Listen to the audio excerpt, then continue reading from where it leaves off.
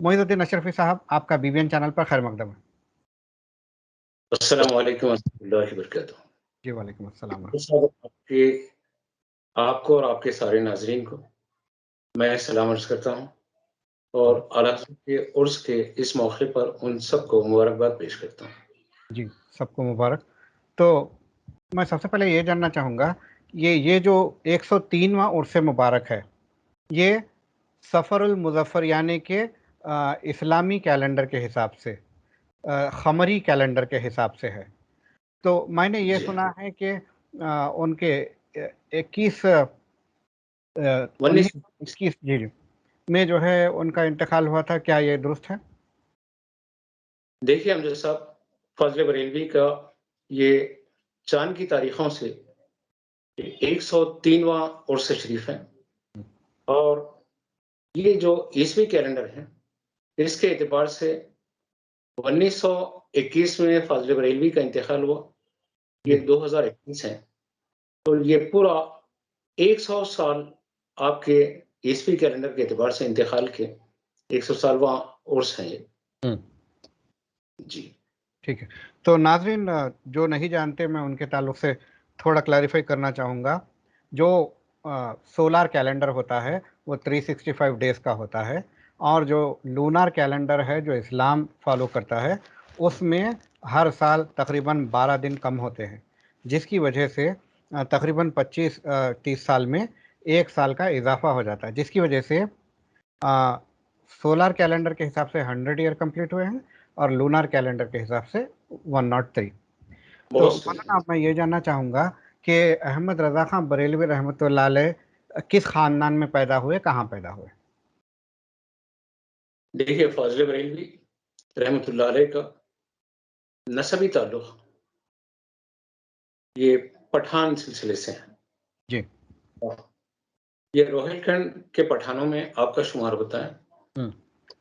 آپ کے والد مولانا نقی علی خان اور آپ کے دادا یہ سبھی کے سب جو ہیں اپنے وقت کے ممتاز علماء میں ان کا شمار ہوا ہے، اور فضل بریلوی کو اپنے ان عظیم ترین آباء و اجداد سے ہی علم کا یہ خاص وصف حاصل ہوا ہے۔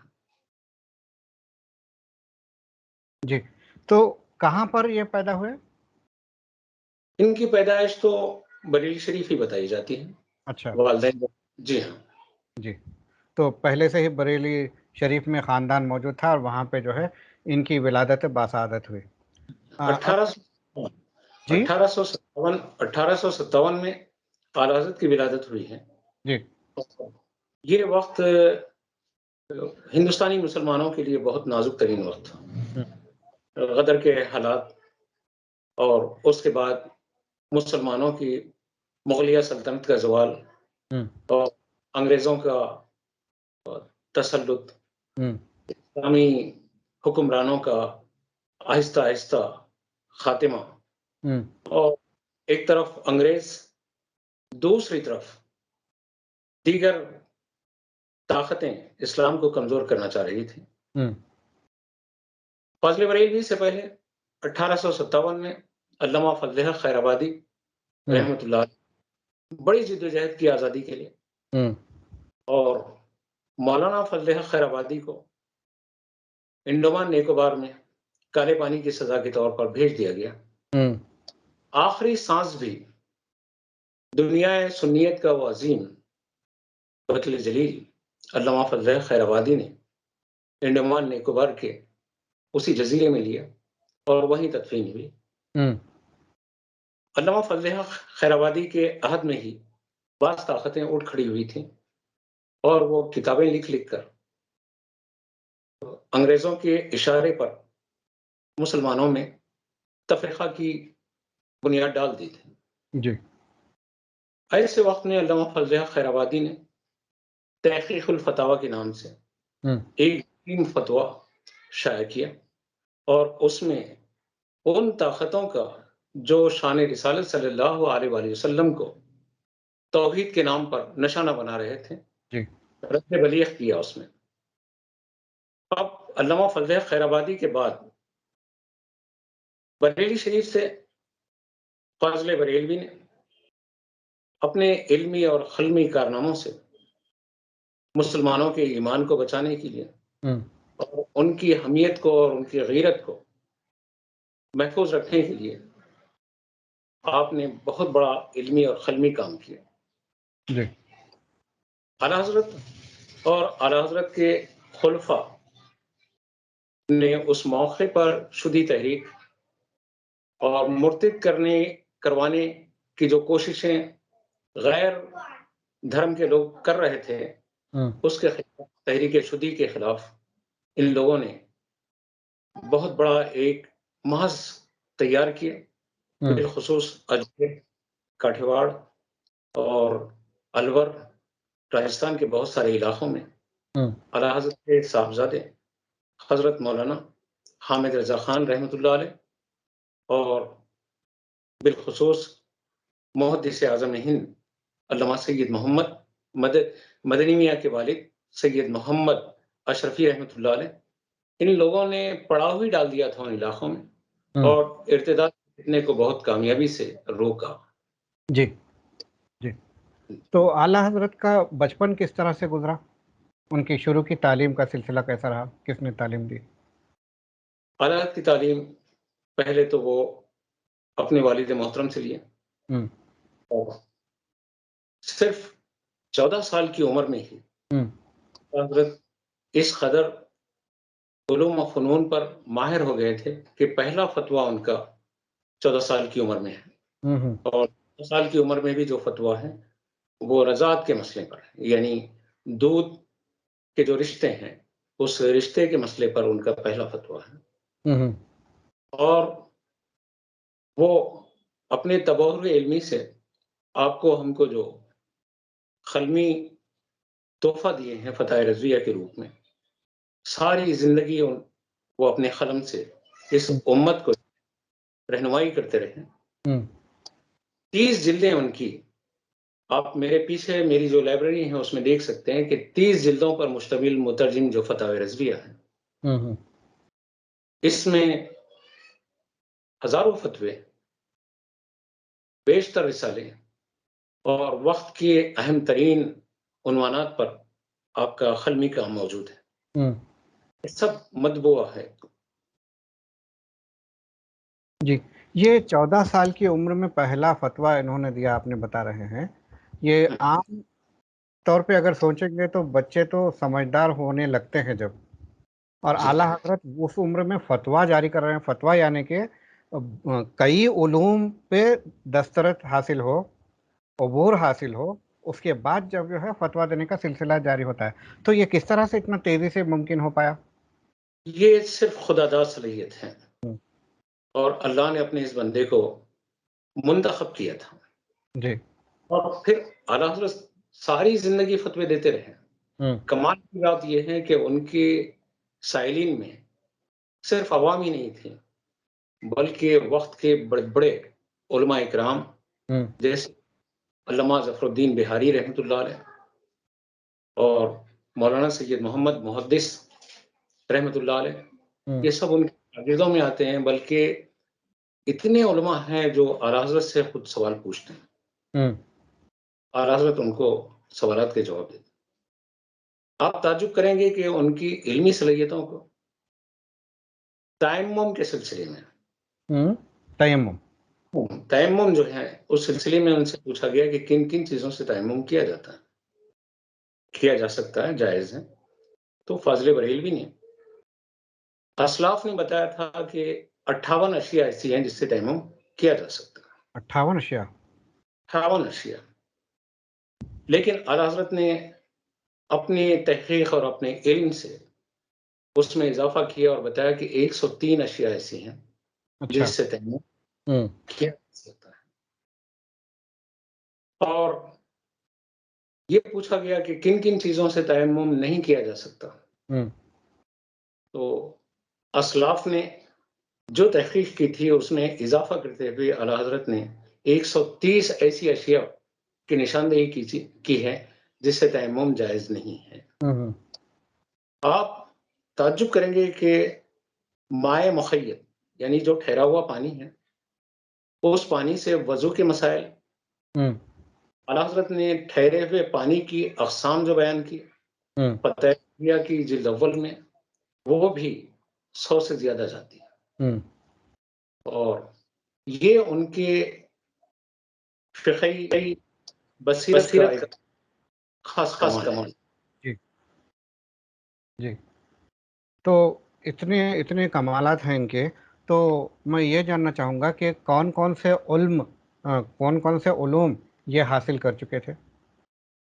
محترم اعلیٰ حضرت کے علوم سلسلے میں جب جو ہے علماء نے تحقیق کی، پروفیسر مسعود احمد ٹھٹا سندھ ڈگری کالج کے جو پرنسپل رہے رحمۃ اللہ علیہ، انہوں نے بتایا کہ 57 علوم پر اعلیٰ حضرت کو دسترس حاصل تھی، لیکن بعد میں علماء نے مزید تحقیق کی تو بعض لوگوں نے 100 تک بتایا، اور ایسے حیرت انگیز ان کی تحقیقات سائنسی علوم پر اور دینی علوم پر، تفسیر پر، فقہ پر، اتنے علوم پر اعلیٰ حضرت کو بیک وقت اللہ تعالیٰ نے دسترس عطا کی تھی کہ جہاں عقل دنگ ہو جاتی ہے کہ ایک نبی کے امتی کو جب اتنا علم ملا ہے تو مصطفیٰ جان رحمت صلی اللہ علیہ وآلہ وسلم کے علم کا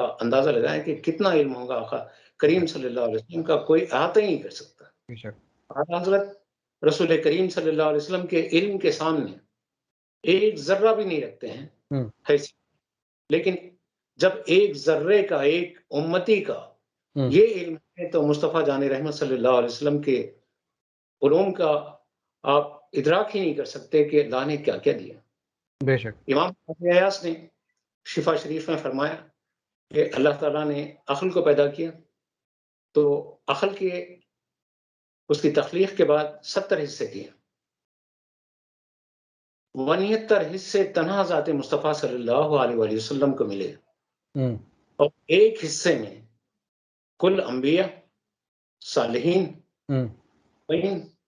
اولیاء کاملین، اور پھر یہ سارے سائنسی علوم کے جو ماہر ہیں، کسی بھی مذہب کے تعلق رکھنے والے ہوں، وہ ایک حصے کا حصہ ہیں۔ 69 حصے ذات مصطفیٰ صلی اللہ علیہ وسلم کو اللہ نے عطا کیا۔ امام ایاس نے یہ بات شفا میں لکھی ہے۔ آپ اندازہ لگائیے کہ ایک امتی کے علم کا یہ عالم ہے تو نبی کے علم کا عالم کیا ہوگا صلی اللہ علیہ وآلہ وسلم۔ کوئی احاطہ ہی کر نہیں سکتے۔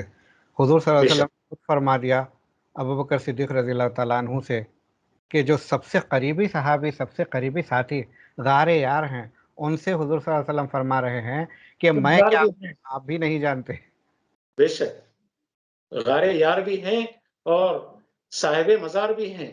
ہاں، اللہ کے رسول صلی اللہ علیہ وسلم کے پہلو میں آرام کر رہے ہیں صدیق اکبر، زندگی میں بھی قربت حاصل رہی، وفات کے بعد بھی اتنی قربت حاصل ہے۔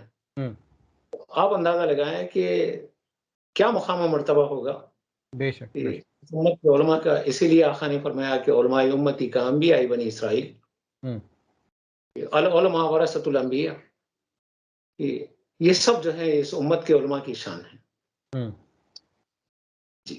جی، یہ اب آپ نے بتایا کہ کچھ لوگوں کے حساب سے 57 علوم پہ عبور تھا، کچھ لوگوں نے فرمایا کہ 100، تو تھوڑے علوم کا نام اگر آپ گنوائیں تو لوگوں کی معلومات کے لیے۔ امجد صاحب، تفسیر ہے، حدیث ہے، فقہ ہیں، اور اتنے علوم ہیں کہ خود میں ان علوم میں سے ان علوم کے فہرست کو نہیں گنوا سکتا ہوں، تو اس علوم پر مجھے معلومات کیا ہوگی آپ اندازہ لگائیں۔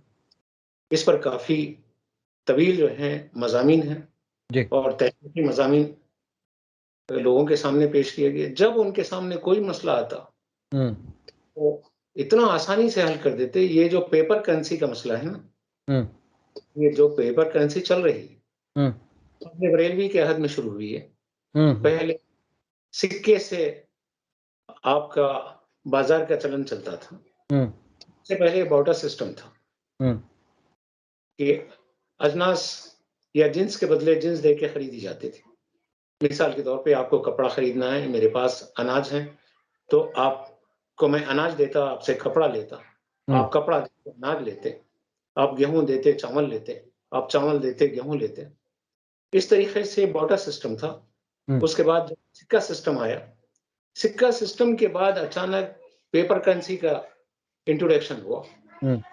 علماء اکرام سے لوگ حیرت سے پوچھنے لگے کہ کاغذ کی کرنسی کو، اس کا چلن کیسا ہوگا کاغذ پر، اور اس سے شرعی احکام کیسے پورے کریں گے، زکوٰۃ کیسے ادا کریں گے، کاغذ کا ویلیو کیا رہے گا. اعلیٰ حضرت اس موقع پر اتفاق سے دوسرے حج کے لیے مکہ معظمہ گئے ہوئے تھے. علماء آپ کے پاس آئے اور آ کے آپ سے پوچھا یہ مسئلہ کیا ہے. یہ مسئلہ مولانا رشید احمد گنگوہی صاحب جو دیوبند کے ایک ممتاز عالم ہیں، ان کو اہل دیوبند شیخ الکل بھی کہتے ہیں، کہ ان کے فتاوی رشیدیہ میں بھی ایک سوال ہے جو پینڈنگ ہے ابھی تک. مولانا رشید احمد صاحب سے بھی یہ سوال کیا گیا تھا، تو انہوں نے کہا تھا کہ سوال بہت گمبھیر ہے، بندے کے نزدیک زیر غور ہے، اور ابھی تک بھی وہ حل نہیں ہوا.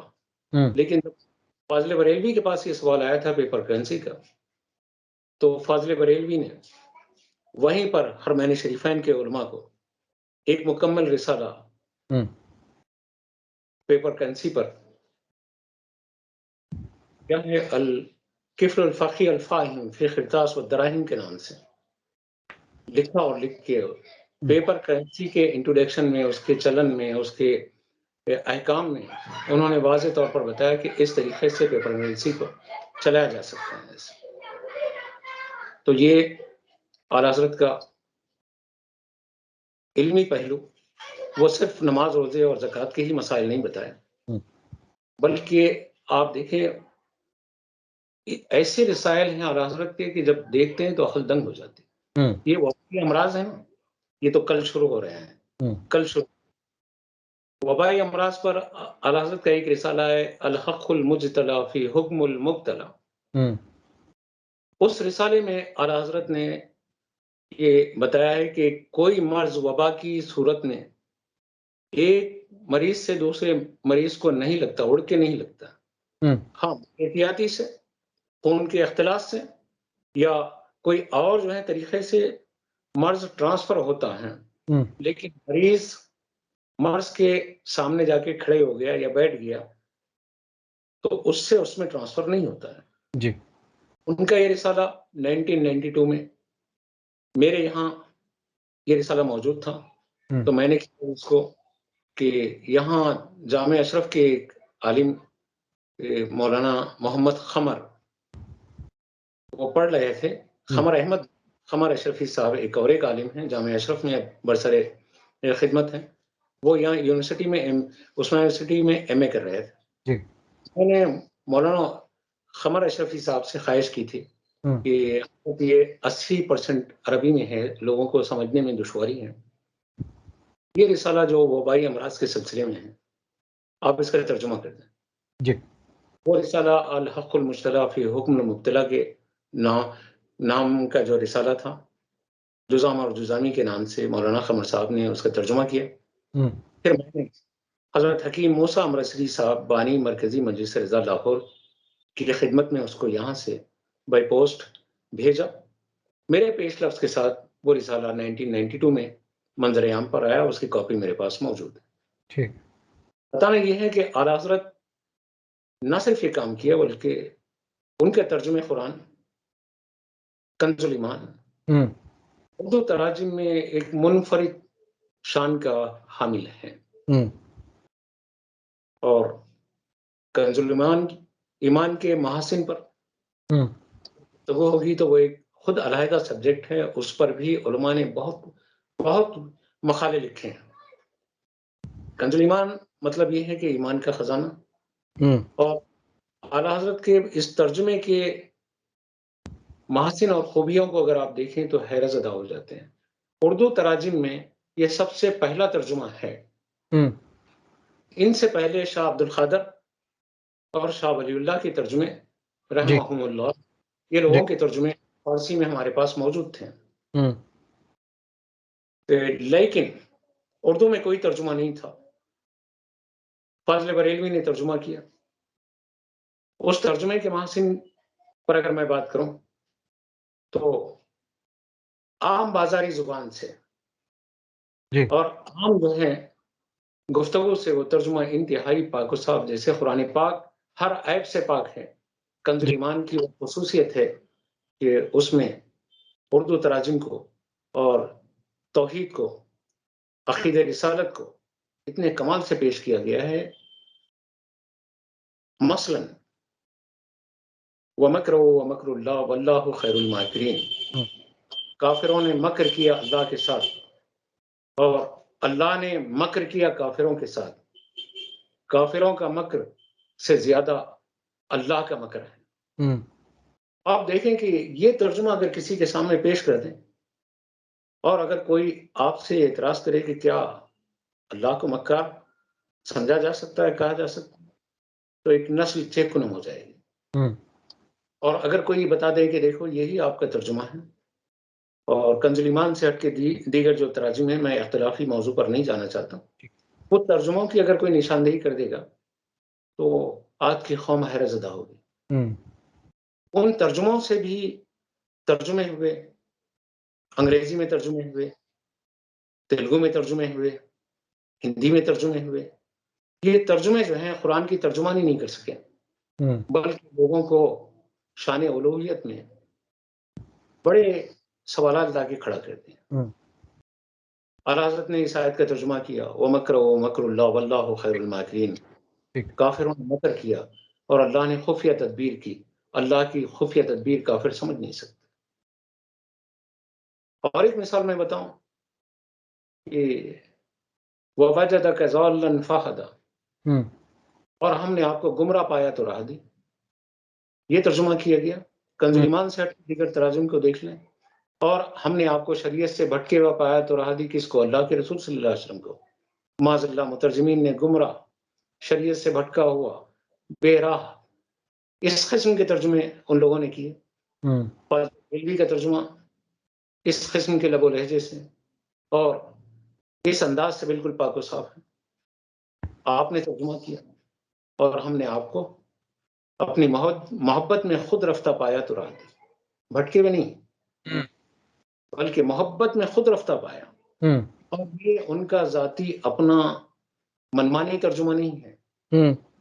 لغت کے اعتبار سے بھی یہ ترجمہ بہت ہی مختلف اسلاف کی تفاسیر اور ان کے علمی نکات کا عطر ہے. مثلا یہ بتایا گیا کہ اِنَّا فَتَحْنَا فَتْحًا مُبِينًا لِيَغْفِرَ لَكَ اللَّهُ مَا تَقَدَّمَ مِن ذَنبِكَ، میں آپ کو فتح دی، کھلی فتح دی تاکہ اس کے ذریعے آپ کے اگلے اور پچھلے گناہ معاف ہو جائیں. فتح مکہ کے بعد اس آیت کے نزول پر یہ ترجمہ کر دیا گیا کہ محبوب فتح مکہ کے بعد اللہ نے آپ کے اگلے اور پچھلے گناہ معاف کر دیے. جی آریہ سماجیوں کی طرف سے اعتراض اٹھا، ارے مسلمانوں کا خدا تو مسلمانوں کے نبی کو معاذ اللہ پچھلے گناہ معاف کیا اور اگلے گناہ پہ چھوڑ دیے. نعوذ باللہ من ذالک. جبکہ اعلیٰ حضرت کے ترجمے میں اعلیٰ حضرت نے اس آیت کا ترجمہ کیا کہ ہم نے آپ کو روشن فتح عطا فرمائی تاکہ اس کے ذریعے آپ کے اگلے اور پچھلوں کے گناہ معاف ہو جائیں. یعنی اے محبوب، آپ کے ذریعے آپ کی امت کے اگلے اور پچھلے گناہوں کی معافی کا اللہ رب العزت نے یہاں مجدہ سنا دیا ہے. ذم کے معنی ان لوگوں نے گناہ لیا اور وہ گناہ ذات مصطفیٰ صلی اللہ علیہ وسلم پر لوٹ آیا. نعوذ باللہ من ذالک. اور اعلیٰ نے اس بازاری زبان اور ایسے عقیدوں سے کنز ایمان لکھ کر ہمارے ایمان کی حفاظت کی. سبحان اللہ. میں تو آپ نے جس طرح سے مثالیں دی، اعلیٰ حضرت کا جو قرآنی ترجمہ ہے وہ ذاتیات کے احترام کو ملحوظ رکھتے ہوئے کیا گیا ہے. جس طرح ایمان کو ملحوظ رکھتے ہوئے، عقائد کو ملحوظ رکھتے ہوئے، اسلام کی بنیادوں کو مضبوط رکھتے ہوئے، توحید کو مضبوط رکھتے ہوئے، احترام رسالت کو، تقدیس رسالت کو، انبیاء کے مقام و مرتبے کو ملحوظ رکھتے ہوئے، حتیٰ کہ حضرت یونس علیہ السلام کے بارے میں یار لوگوں نے ترجمہ کیا، یونس نے یہ سوچا کہ وہ اللہ کی گرفت، اللہ اس کو گرفت نہیں کر سکے گا، اسی لیے وہ اپنی بستی سے نکل گیا.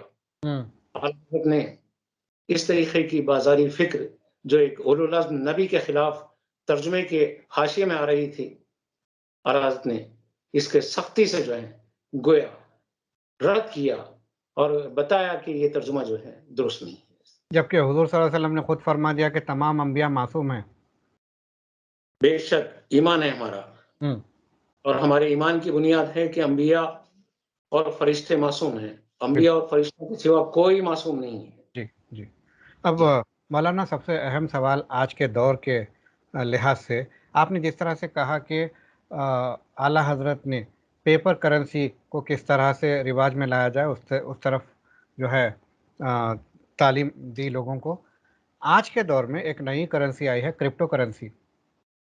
جی، تو اگر آپ کرپٹو کرنسی پر کام کر رہے ہیں یا کچھ کر چکے ہیں تو کچھ کہہ سکیں دیکھیے کرپٹو کرنسی کے سلسلے میں ابھی علماء اہل سنت کی تحقیقات سامنے آ رہی ہے، اور اس پر ابھی سے کچھ کہہ دینا جلد بازی ہوگی، ٹھیک، اسی لیے میں مناسب نہیں سمجھتا ہوں کہ میرے علماء کی ابھی آراء سامنے نہیں آئی، اور مختلف بعض گوشوں سے جیسے محقق علماء اکرام اس پر کام کر رہے ہیں، اور ان کے کچھ تحقیقاتی مقالے سامنے آ رہے ہیں، میں ابھی پڑھا ہوں، لیکن میں بھی اس نتیجے پہ نہیں پہنچا کہ حاصل کیا ہے اس پر بات کروں، اس لیے میں آپ کے سوال کے جواب دینے سے عاجز ہوں۔ ٹھیک، انشاءاللہ اس فیوچر میں نیئر فیوچر میں اس کے تعلق سے ڈسکس کریں گے، کیونکہ کئی لوگ تذبذب کا شکار ہے کہ کرپٹو کرنسی میں انویسٹ کرنا یا نہیں کرنا، کیونکہ علماء ابھی تحقیق کر رہے ہیں اور کافی اختلافی مسائل ہیں اور منفی میں جو ہے جوابات آ رہے ہیں، اسی لیے جو ہے اس گفتگو کو انشاءاللہ آگے اب جاری رکھیں۔ پہلے جب جو چیز پیش کی گئی ہے اس پر جو رد عمل آیا ہے وہ منفی ہی آیا ہے، ایسے بہت ساری چیزیں ہیں کہ میں ایک دو مثال بتا دیتا ہوں۔ لاؤڈ اسپیکر ہے، لاؤڈ اسپیکر پر نماز پر منفی اور مثبت یہ دونوں رد عمل ہمارے سامنے موجود ہیں۔ فوٹوگرافی ویڈیو پر تبلیغ کا معاملہ یا علماء کی دعوت کا معاملہ، یہ بھی ایک اختلافی موضوع ابھی بھی بنا ہوا ہے بعض لوگوں کے پاس۔